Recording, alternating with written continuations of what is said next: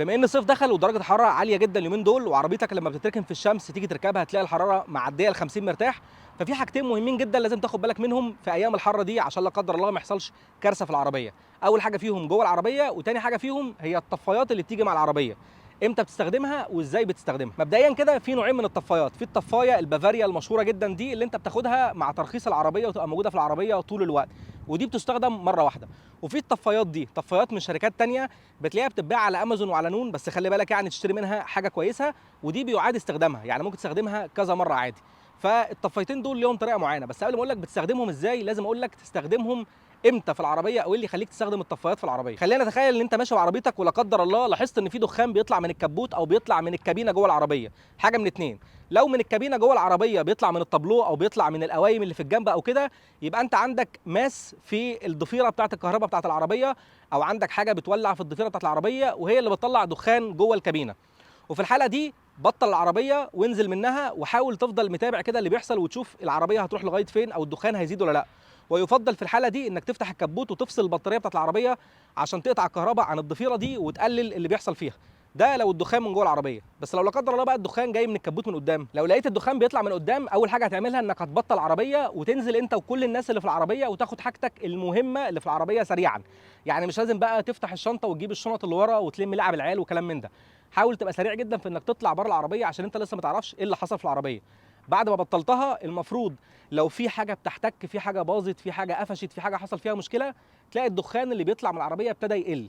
لو لقيت الدخان لسه عمال يزيد، معنى كده ان في حاجه لا قدر الله ولعت جوه العربيه حتى بعد ما انت بطلت العربيه والدخنه بتزيد، معنى كده ان في حاجه ولعت، وساعتها هتحتاج الطفايه. اول حاجه هتعملها ان انت حاول ما تقربش ناحيه النار خالص.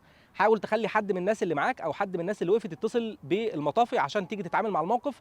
وتاني حاجه المفروض تعملها ان انت تفتح كبوت العربيه، بس ما تفتحوش للاخر. شد بس اللاتش بتاع الكبوت اللي موجود جنب رجلك ده على الشمال عشان يفتح بس السنه اللي موجوده في الكبوت دي. وبعد فتح السنه دي حاول تروح قدام العربيه كده بخطوتين وتبص عليها، تشوف تحت الكبوت من الجزء اللي مفتوح ده هل في ألسنة لهب باينه، هل في نار باينه من تحت العربيه. لو ده شفته بعينك معنى كده ان في نار. لو كل ده ما شفتش نار بس في دخان والدخان عمال يطلع لسه من العربيه، حاول تستنى شويه، ما ترشش او ما تستخدمش الطفايات دلوقتي لغايه ما تتاكد ان فعلا في حريق، لان اوقات كتير ممكن يكون الدينامو قفش، ممكن يكون في سير فك من مكانه وعمال يحتك. اي حاجه من الحاجات دي هتعمل دخان. بعد ما فتحت الجزء الصغير ده من الكبوت بقى عندك من هنا مكان مفتوح ان انت ترش منه.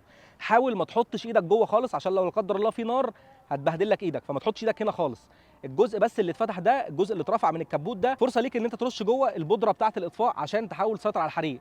ما ترشش تحت العربيه، الرش تحت العربيه مش هيفيد باي حاجه.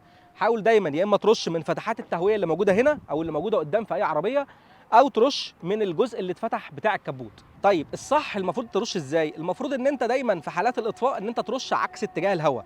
يعني مثلا انا واقف دلوقتي وحاسس الهواء جاي في وشي كده، يبقى انا ما اقفش الناحيه دي وارش كده، لان لو رشيت كده البودره كلها هترجع عليا تاني من اتجاه الهواء. لو انا شايف الهواء ماشي الناحيه دي يبقى انا هرش من هنا بحيث ان البودره بتاعه الاطفاء الهواء ياخدها ويدخلها جوه اكتر. لو انا حاسس ان الهواء جاي من الناحيه دي يبقى انا هرش من هنا من فوق بحيث ان الهواء ياخد البودره دي ويخش بيها جوه.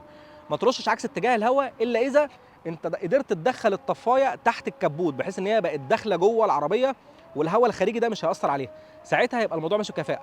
نفس الكلام برضو بيمشي على اي جزء خارجي من العربيه لا قدر الله مولع. حاول ترش دايما عكس اتجاه الرياح عشان البودره تقدر تطفي النار ما تروحش بعيد مع الهواء. اول حاجه بالنسبه للطفايات اللي بيعاد استخدامها، ودي سهله جدا مفيش فيها اي حاجه، هتفتح الغطا بتاعها هترج الطفايه كويس جدا وبعدين ترش.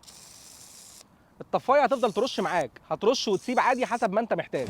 تاني حاجه هي الطفايات اللي موجوده في كل العربيات دي، ودي استخدامها برضو سهل جدا.